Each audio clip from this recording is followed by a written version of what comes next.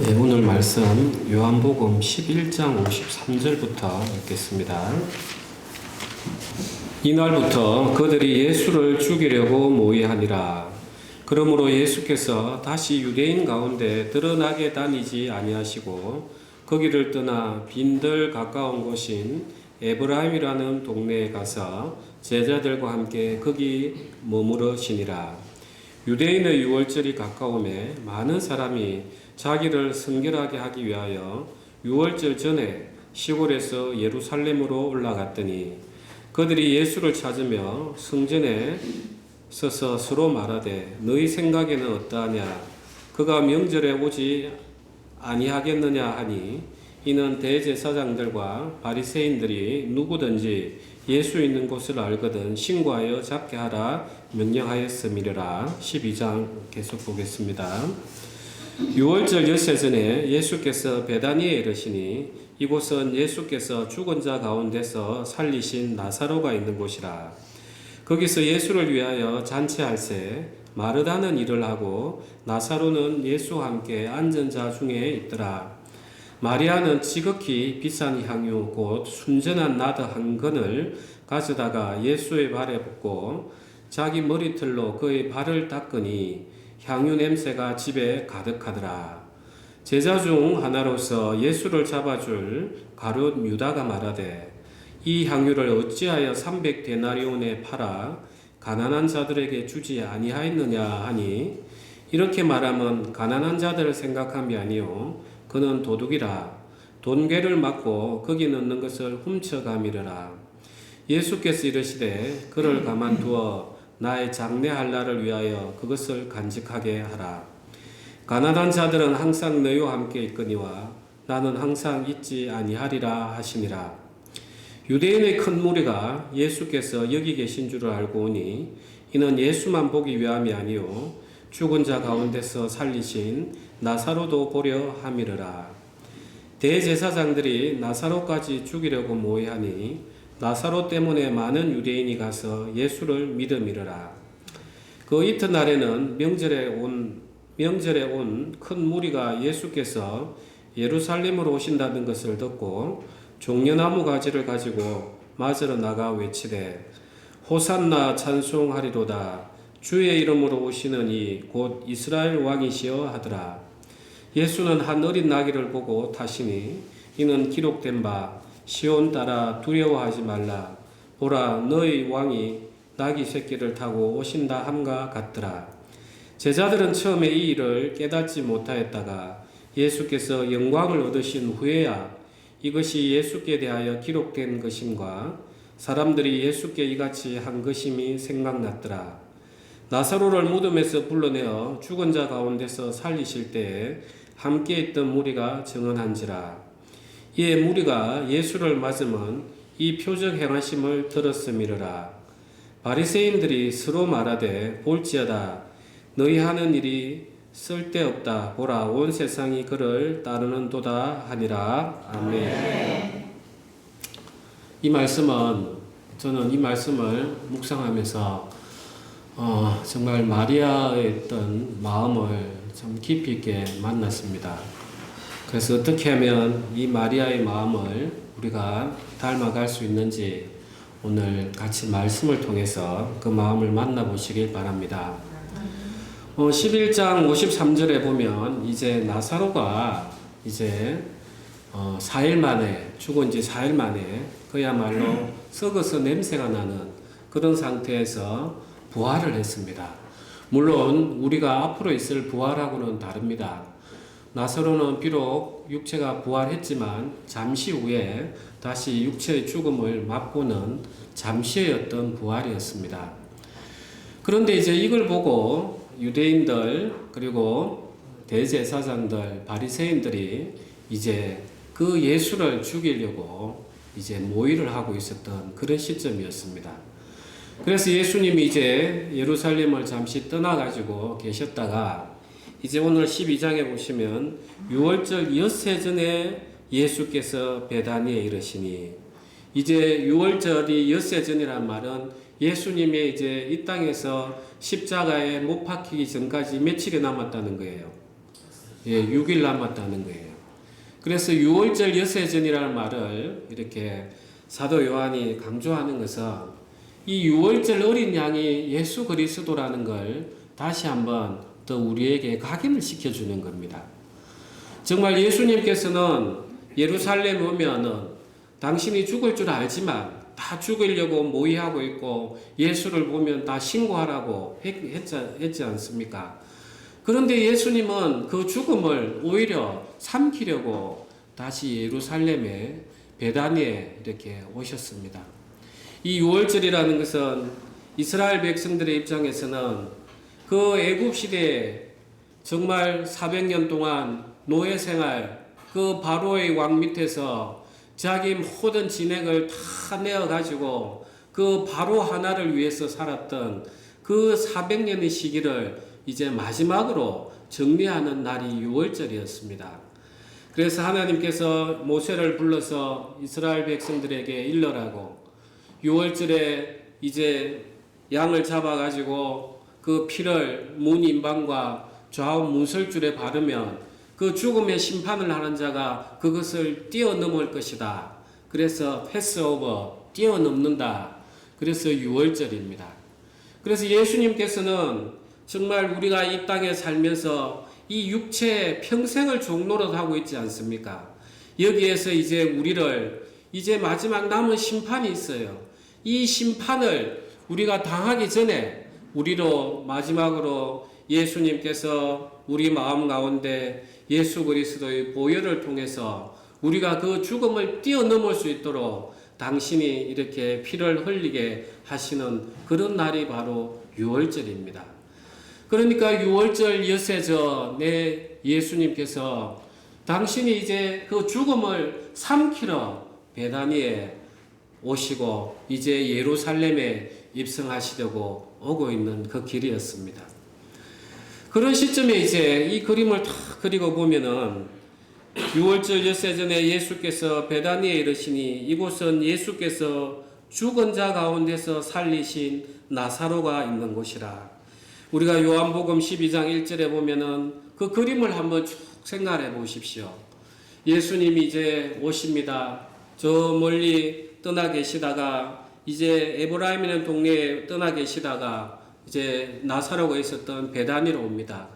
그러면 얼마나 많은 사람들이 예수님이 오신다고, 나사로를 살리신 예수님이 오신다고 정말 이렇게 환영하지 않았겠습니까?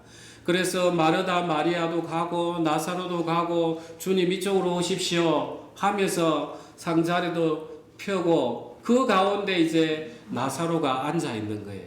참 영광스러운 그런 자리 아니겠습니까? 우리가 이 세상에서도 하나님 은혜 가운데서 조금만 은혜를 맛보더라도 우리는 간증이 넘쳐나잖아요. 그런데 이 나사로가 예수님하고 죽었던 자와 그 죽음을 살리신 분이 마주보고 있다는 게 얼마나 영광스러운 자리입니까? 사실 우리가 지금 이 나사로보다 더 영광스러운 자리에 있는 거하고 동일한 것입니다. 왜냐하면은 우리는 정말 우리의 변화된 모습을 보면 알아요. 내가 그냥 이 세상에 예수님을 모르고 성령을 통해서 내가 예수님 말씀을 깨치고 그 깨쳤던 말씀이 내게 생명이 되기 전까지는 우리 인생은 늘 세상을 향했지만 기쁘지 않았어요. 웃음은 미친 것이라 성경이 말씀하시는 거예요. 이야기하고 나면 허탈하고 그 허탈함을 없애기 위해서 또 막 이야기하지만 또 이야기하고 나면 허탈한 게 우리 인생이었어요. 그런데 우리가 예수 그리스도의 그 보혈을 믿고 내가 정말 예수님을 주님으로 내가 맞이하고 나서부터는 내 인생에 그냥 기쁨이 있는 거예요. 내 인생에. 세상이 주는 기쁨하고는 달라요.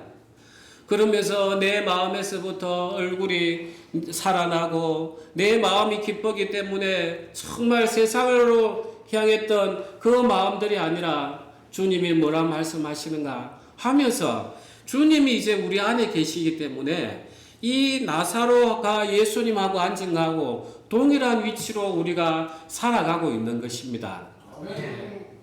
그래서 요한계시록에 이야기하십니다.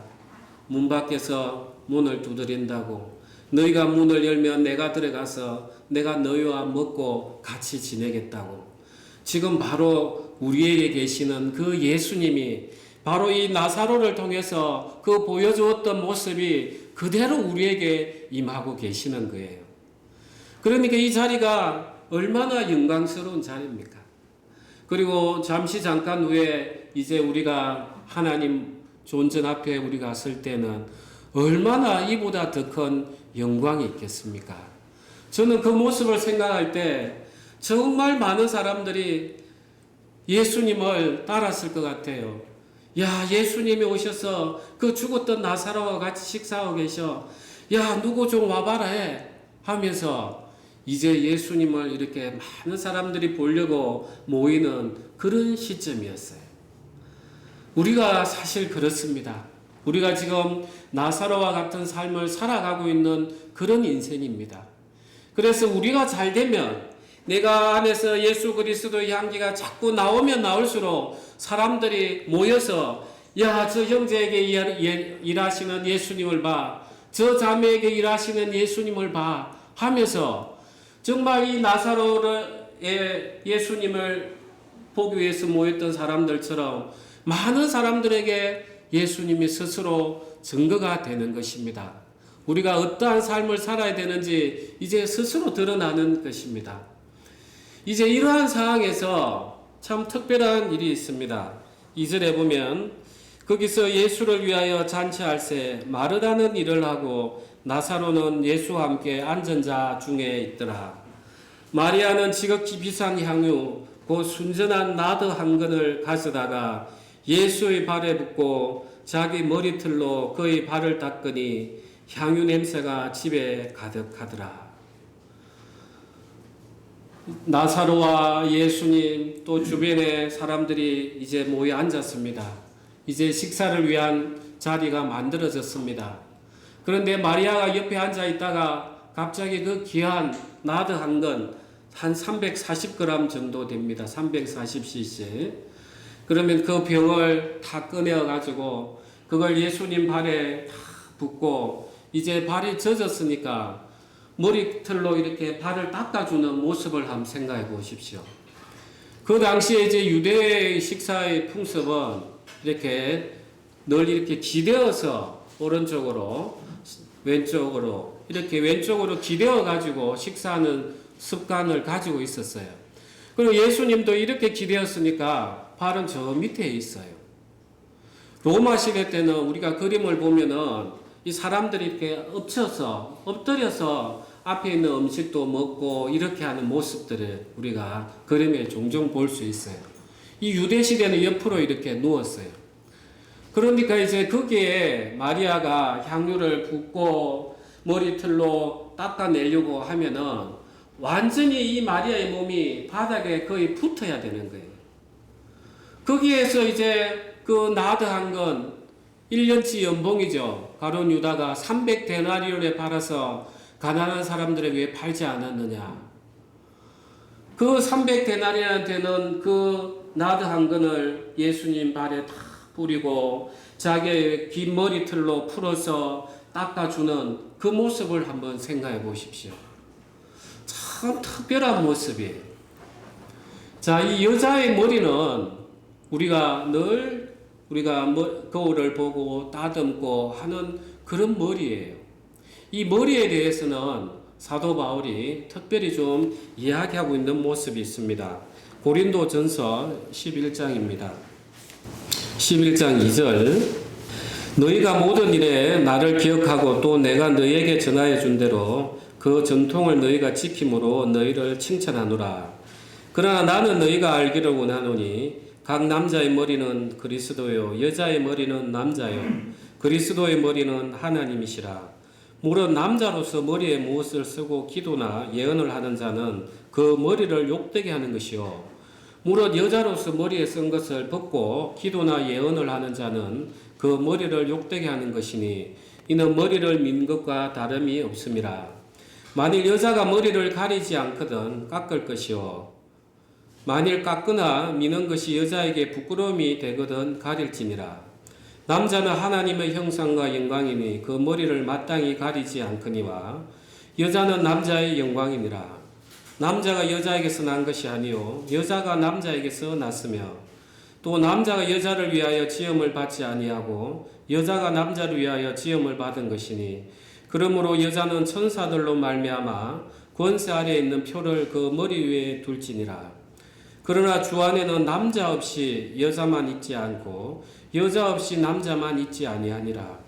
이는 여자가 남자에게서 난 것 같이 남자도 여자로 말미암아 났음이라. 그리고 이 모든 것은 하나님에게서 났느니라. 너희는 스스로 판단하라. 여자가 머리를 가리지 않고 하나님께 기도하는 것이 마땅하냐?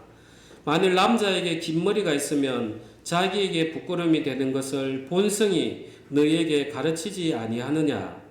만일 여자가 긴 머리가 있으면 자기에게 영광이 되나니 긴 머리는 가리는 것을 대신하여 주셨기 때문이니라.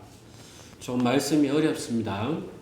이제 우리가 무슬림들을 보면 여자들을 이렇게 가리는 것들이 많습니다. 뭐 다 가리는 것도 있고 머리만 이렇게 가리는 경우도 있고 이 말씀이 그래서 또 코란에 있는지는 모르겠지만 이렇게 가립니다. 우리가 성당에 가도 여자들이 이렇게 가리고 이 가리는 게 뭔 의미냐면 우리가 이삭이 자기 아내를 맞이할 때 그 아내가 처음에 그 노비랑 이야기하고 오다가 그 이삭이 저기 우리의 주인이 멀리 있습니다 할 때 자기가 이렇게 얼굴을 가려요. 그런 다음에 이제 이삭이 나중에 침실에 장막에 들어가서 그 가리개를 열어주겠죠. 그래서 우리가 뭘 가린다는 것은 내가 누구 아래에 있다는 그런 표시인 거예요. 그래서 여자가 이렇게 가린다는 것은 내가 남자 아래에 있습니다. 남편 아래에 있습니다. 이런 표시였어요. 그런데 이제 그리스도 안에는 남자와 여자의 구별은 없어요. 예전에는 남자가 먼저냐 여자가 먼저냐에 대해서 하는 이 사도 바울이 먼저 이야기를 했어요. 남자가 먼저 있었고 여자가 남자에게서 나왔다. 그런데 주 안에서는 남자와 여자의 구별이 없다. 그렇지만 우리의 본성이 이야기하지 않느냐? 남자가 머리를 길게 기르는 것이 본성에 맞냐? 이렇게 물어보는 거예요. 남자가 머리를 길게 기르는 게 본성에 맞습니까? 우리 여기 다 남자분들 보십시오. 머리 긴 분이 있습니까? 없죠? 우리 본성이란 말이에요. 남자는 이렇게 짧게 깎으려고 하는. 그런데 이제 여자는 우리가 대부분 머리를 길게 하면 예뻐 보인단 말이에요. 그래서 여자는 그 본성이 예뻐 보여야 되기 때문에 머리를 길게 하는 본성이 있는 거예요. 그래서 이 마리아가 머리가 길고 있었던 것은 정말 그 자기가 누구 아래에 있다는 그 영광이 되는 머리를 완전히 풀어헤쳐서 예수님 발을 닦은 거예요. 자기의 모든 영광을 내려놓고 예수 그리스도의 발 앞에서 향유를 닦아낸 거예요. 정말 이 마리아의 이 모습은 특별한 거예요. 내가 가지고 있는 이 아름다움을 예수 그리스도 발 앞에 완전히 다 내려놓아서 예수 그리스도를 향유를 닦아내는 그 모습인 거예요. 그러면 이 마리아는 어떻게 해서 이런 마음을 가질 수 있었는가? 이 마리아는 어떻게 하면 우리는 이 마리아처럼 내 귀한 모든 것들을 다 내려놓고 예수 그리스도의 발 앞에 엎드릴 수 있느냐? 우리는 이 마음을 찾아봐야 되는 거예요. 자, 마리아는 첫 번째로 자기 동생 나사로가 살아났으니까 얼마나 감사하겠어요. 그런데 그렇다면 마르다도 왜 그렇게 하지 못했을까? 물론 마르다도 예수님을 섬겼어요. 왜냐하면 음식을 장만하고 해야 되니까. 그런데 이 마르다보다는 이 마리아가 보여준 행동이 더 특별했다는 거예요. 자기의 영광되는 머리를 전부 다 풀어헤쳐서 예수 그리스도의 발을 닦는, 그 발을 닦는 것은 그 당시에 노예들이 했던 그런 일이었어요. 자기가 종보다 더 낮은 종의 위치에서 그렇게 했다는 거예요. 그래서 분명히 마르다하고는 다른 어떤 마음의 상태가 있었다는 거예요. 이 마르다하고 마리아는 성경에 몇 차례 나옵니다. 오늘도 우리가 12장 말씀에서 요한복음 12장 말씀에서 보듯이 마르다는 늘 분주해요. 예수님을 섬기고. 그런데 이제 마리아는 늘 말씀 앞에 들으려고 예수님 가까이 착 붙어 있어요. 그러니까 마르다가 다른 복음서에 보면 예수님 저 바빠 죽겠는데 마리아 좀 일 좀 하게 좀 이해하게 좀 해주세요. 이런 모습들이 나와요. 우리는 사실 두 개 다 필요한 거예요. 두 개 다. 하나님을 섬길 때 말씀만 듣는다고 되는 것도 아니고 또 예수님만 섬기는 내 노력이 있는 것만 있어도 되는 게 아니에요.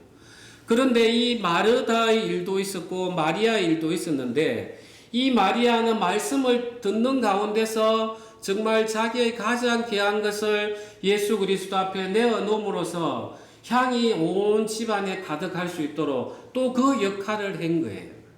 그래서 마르다도 맞는 거고 마리아도 맞는 거고 그래서 우리는 각자의 어떤 신앙생활을 다 존중해 줘야 되는 거예요. 그러면 이제 오늘은 이 마리아에 대해서 우리가 좀 더 집중해 보는 거예요. 자, 분명히 나사로가 죽었는데 마르다하고는 다른 위치에 있었던 이유는 이 마리아는 예수 그리스도 앞에 말씀 듣는 걸 정말 좋아했다는 거예요. 자, 이제 마리아가 나사로가 살아난 걸 보고 둘이 앉아가지고 가족들끼리 얼마나 이야기했겠습니까? 나사로야, 네가 부활하기 전에 어떤 일이 있었는지를 아냐고. 그럼 마르다가 먼저 이야기했겠죠. 예수님이 저기 오신다고 웅성웅성 할 때 내가 먼저 동네에 가서 예수님 맞이했어. 그래, 예수님이 이렇게 하시더라. 믿음을 살 거라고. 그래, 나는 부활 때는 살겠죠. 뭐 그렇게 이야기했는데 다시 예수님이 마리아를 부르시고 또 마리아 가가지고 왜 예수님이 여기 없었습니까? 했는데 예수님이 비통하게 여기시더라 하면서 이야기를 안 했겠습니까? 그래서 나사로가 딱 살아나고 나서 이제 마리아는 그 예수님 말씀을 깊이 생각을 한 거예요. 정말 예수님 말씀대로 나사로가 살아나셨구나. 그러면 예수님께서는 정말 우리가 기다리던 그 바로 메시아 창조주이시구나. 정말 그러면 예수님이 바로 하나님이시구나 하면서 이제 그 마리아의 마음에는 예수님의 말씀들이 깊이 들어간 거예요. 그러니까 예수님께서 이야기하시는 거예요. 7절에 보면 그를 가만두어 나의 장대할 날을 위하여 그것을 간직하게 하라. 마리아는 이제 예수님 말씀하신 걸 믿은 거예요. 예수님이 이제 곧 돌아가시겠구나. 그 나사로를 통해서 마리아는 예수님이 하신 말씀, 예수님 당신이 누군가를 깊이 있게 생각을 했기 때문에 자기 자신을 전부 다 내려놓고 예수 그리스도 앞에 무릎을 꿇고 가장 귀한 향유를 다 뿌리고 자기의 영광이 되는 머리를 풀어서 다 닦았다는 거예요. 우리의 신앙이 정말 말씀의 이 세계, 우리가 어떻게 생각하면 지금 나도 나사로가 옆에 살아있는 걸 보면 마리아처럼 믿겠다. 아닙니다. 절대 그렇지 않습니다. 마르다도 제자도 그 많이 모였던 무리들도 그런 행동이 일어나지 않았어요.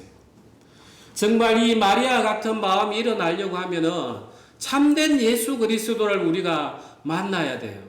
그러기 위해서는 예수님이 하신 말씀을 계속해서 묵상하고 내 인생에 적용을 하고 정말 이 말씀이 진리구나. 이 말씀을 하신 분이 하나님이구나. 이 말씀이 곧 하나님이구나 하면서 내 영혼이 쭉 만나져야만이 이런 모습들이 나오는 것입니다. 자, 이제 이 마리아하고 또 하나 더 다른 걸 비교를 해야 됩니다. 이 제자들. 자, 제자들은 3년 동안 예수님 저자, 특강, 직각을 받은 제자들이었어요. 3년을 다니면서. 그런데 똑같은 말씀을 들었는데 왜 제자들에게는 이러한 모습이 나오지 않았는가? 이게 또 중요한 것입니다. 자, 이 제자들은 예수님이 성찬식 할 때 마지막 그 모습에서까지 뭐라고 싸웠냐면 누가 우리들 중에 더 높으냐 이렇게 싸웠던 사람들이 제자들이에요. 자, 이 제자들은 예수님 당신만을 본 거예요? 아니면 예수님이 하실 일을 본 겁니까? 뭡니까? 예수님이 어떠한 일을 하시면 내가 거기에 참여해야지. 그 열매를 어떻게 내가 누릴 거냐. 이걸 바라본 사람들이에요. 다르게 그 마리아가 본 거는 예수님 당신, 예수님이 정말 하나님이시구나. 우리가 기다리는 메시아가 이런 분이시구나. 정말 예수님은 죽은 자도 살리시네 하면서 예수님 말씀과 예수님의 그 본질을 집중을 했고, 제자들은 이제 예수님이 죽은 자도 살리는데 너 로마 잠시만 기다려. 예수님이 이제 예루살렘에 입성을 해서 새 나라를 이루고 갈 거야. 그러면 나는 무슨 장관, 제자 당신은 무슨 장관 하시오. 이걸 바라봤다는 거예요. 바라보는 세계가 달라요. 자, 그렇기 때문에 이 제자들은, 가룟 유다는 예수님을 당장 배신하고 떠날 수 있었어요. 오늘날 많은 그리스도인들이 있습니다. 얼마나 많이 있습니까? 한국에서 가톨릭까지 합하면 20%가 될 건데, 정말 그들이 마리아와 같은 신앙을 하는 사람이 얼마나 있는지 우리는 스스로 자문해 봐야 돼요. 내가 예수님 당신이 나의 전부이냐? 아니면 내가 예수를 믿어서 내 병도 낫고 내 어려움도 낫고 내 인생 고생하는 것도 좀 편하게 하고 내 지옥 가는 거 좀 막아보려고 하고 이런 걸 바라보느냐? 그 내가 뭘 바라보느냐에 따라서 천지차의 행동이 나오는 거예요. 여러분들은 뭘 바라보겠습니까? 자, 이제 이 마리아는 더 깊은 세계에 들어갔을 겁니다. 자기의 염치를 모든 걸 다 내려놓으려고 하면 자기가 아무것도 아닌 자라는 걸 알아야 되는 거예요. 정말 이스라엘 백성들이 하나님이 시내산에서 율법을 주려고 할 때 자기들은 두려웠어요. 왜냐하면 그 존엄하신 하나님 앞에 서야 되니까 자기 죄가 드러나는 거예요. 그러니까 이 마리아는 예수님이 하나님인 걸 아시고 예수님이 삶과 죽음을 좌우하시는 분을 아셨을 때 자기가 어떤 존재라는 게 그냥 드러나는 거예요. 우리가 이 신앙의 세계에 깊이 들어가는 것은 정말 다른 게 아니에요. 우리가 마태복음, 누가복음 7장 40절 한번 보시겠습니다. 7장 40절, 누가복음 7장 40절입니다. 제가 가진 성경은 신약 102페이지입니다. 예수께서 대답하여 이르시되 시몬아 내가 너에게 이럴 말이 있다 하시니 그가 이르되 선생님 말씀하소서. 이르시되 빚주는 사람에게 빚진 자가 둘이 있어 하나는 500데나리온을 졌고 하나는 50데나리온을 졌는데 갚을 것이 없으므로 둘 다 탕감하여 주었으니 둘 중에 누가 그를 더 사랑하겠느냐. 시몬께서 대답하여 이르되 내 생각에는 많이 탕감함을 받은 자니이다. 이르시되 내 판단이 옳다 하시고. 자, 이 말씀인 거예요. 우리가 처음에는 신앙을 시작하면 내가 그렇게 죄인인가 잘 몰라요. 그냥 내 지난 삶들에 남에게 큰 피해를 입혔던 거 이런 부분들이 하나하나 생각이 나면 그냥 내가 죄인이구나. 주님 이런 죄를 용서해 주셔서 감사합니다. 이렇게 시작이 돼요. 그런데 이제 계속해서 신앙이 가다 보면 깊어지다 보면은 나중에는 어떤 세계로 가느냐. 내라는 존재 자체가 부인이 되는 그런 세계로 가는 거예요. 정말 내가 이웃을 돕는다. 내가 하나님을 섬긴다 하는데 정말 이게 나를 위한 건가? 하나님 당신을 섬기는 건가? 우리가 그런 분간도 어려운 시기, 그런 나의 모습을 바라보면 볼수록 정말 이 마리아처럼 땅바닥에 엎드려서 예수님 발바닥을 나의 가장 귀한 것으로 쓸어 담는 그런 신앙의 자세가 나오는 것입니다. 사랑하는 형제자매님, 우리가 신앙은 정말 다른 게 아니에요. 내라는 존재가 어떤 존재인지 정확하게 알면은 정말 이 마리아처럼 나의 모든 것들을 다 쏟아부어서 예수 그리스도의 죽음이 향기로운 죽음으로 만들어낼 수 있는 거예요. 우리가 죽으면 얼마나 그 시체 냄새가 많습니까?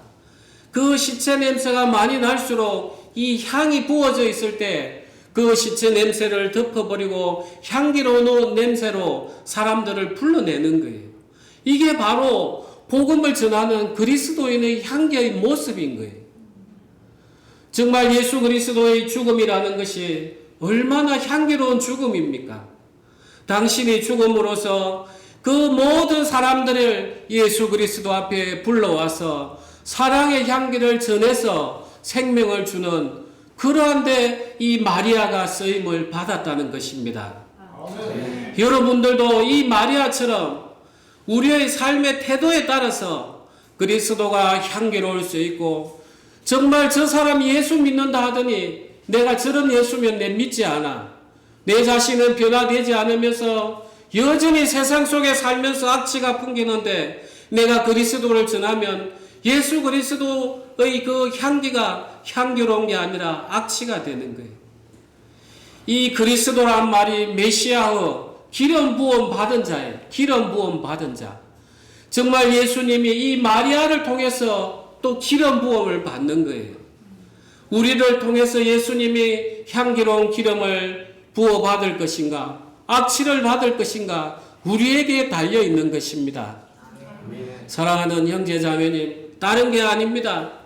우리는 이 마리아처럼 내라는 존재가 하나님 앞에 어떤 자인지, 그리고 하나님 말씀이 도대체 어떤 이야기를 하시는지 묵상하고 사랑하고 그렇게 함으로써 그리스도를 더욱 영광스럽게 해야 될 것입니다.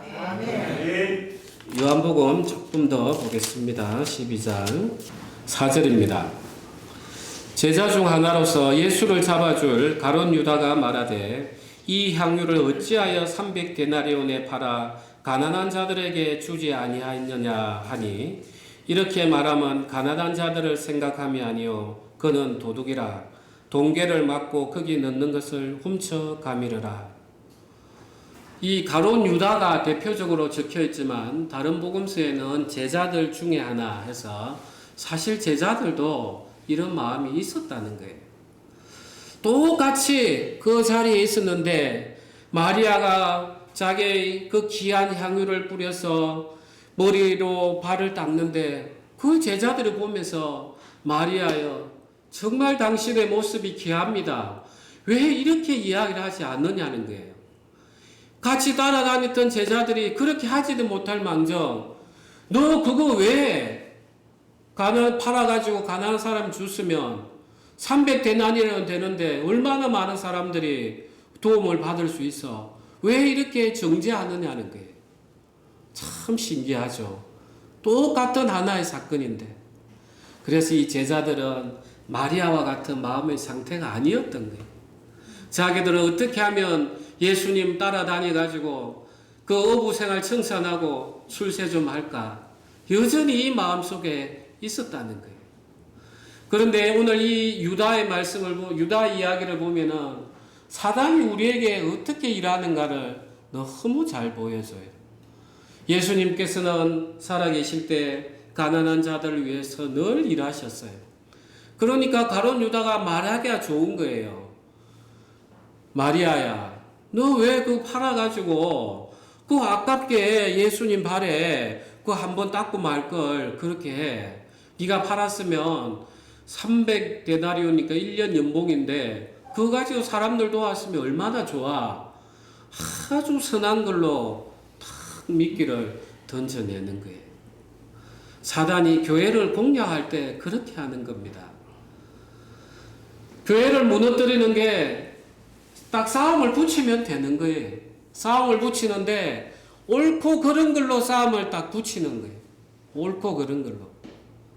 얼마나 이 가룟 유다의 말, 그리고 이 제자들도 그래 맞아 안 했겠습니까?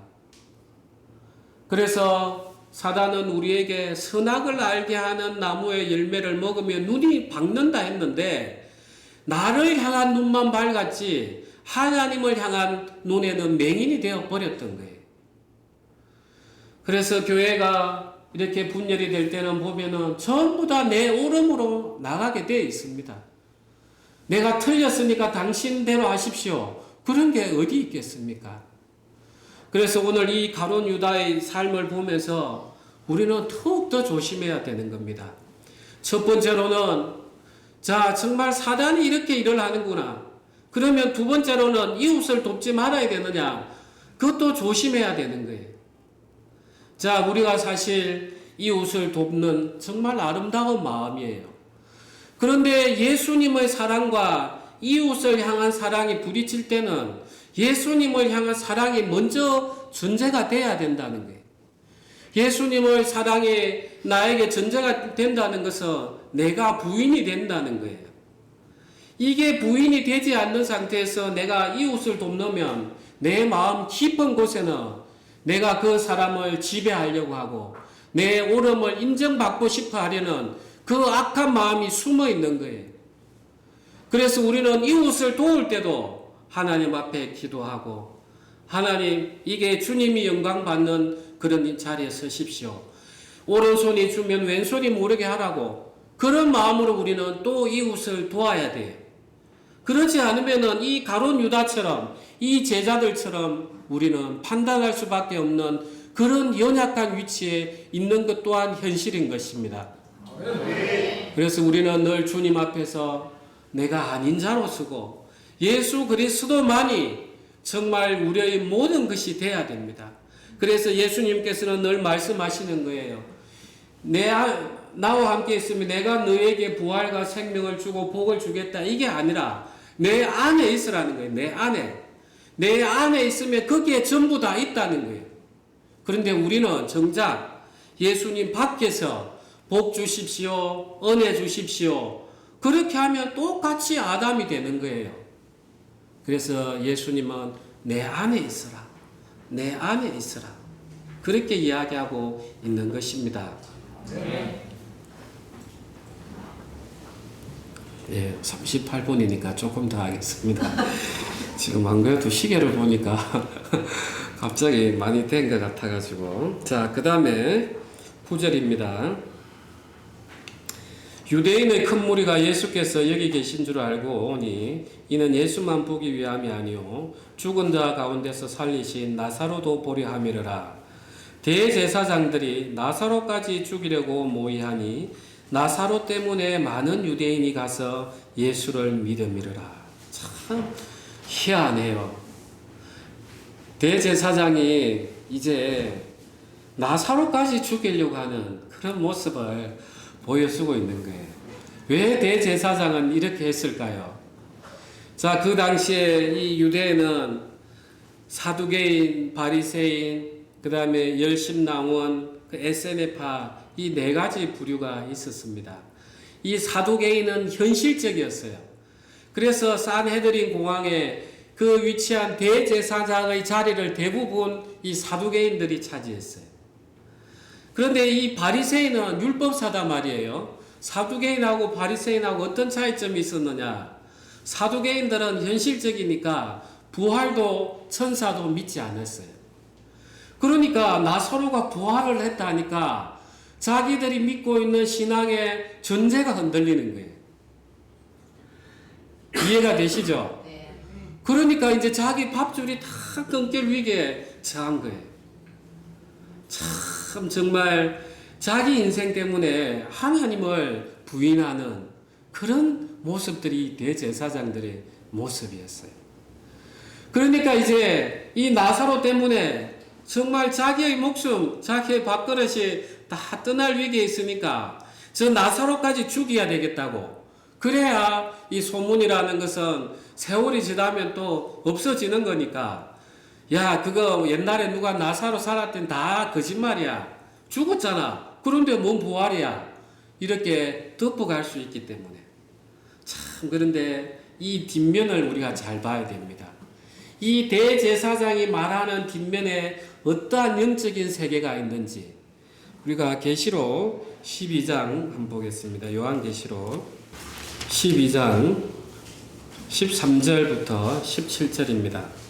용이 자기가 땅으로 내쫓긴 것을 보고 남자를 낳은 여자를 박해하는지라.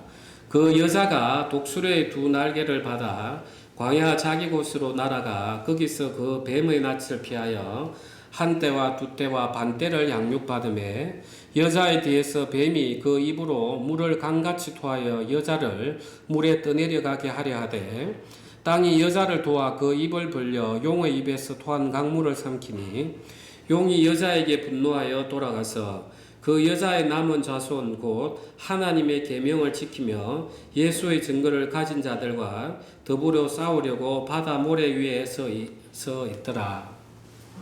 이 여자가 나옵니다. 이게 교회의 모습이에요. 왜 교회냐? 자, 하나님이 여자를 어디에서 만들었습니까? 아담이에요.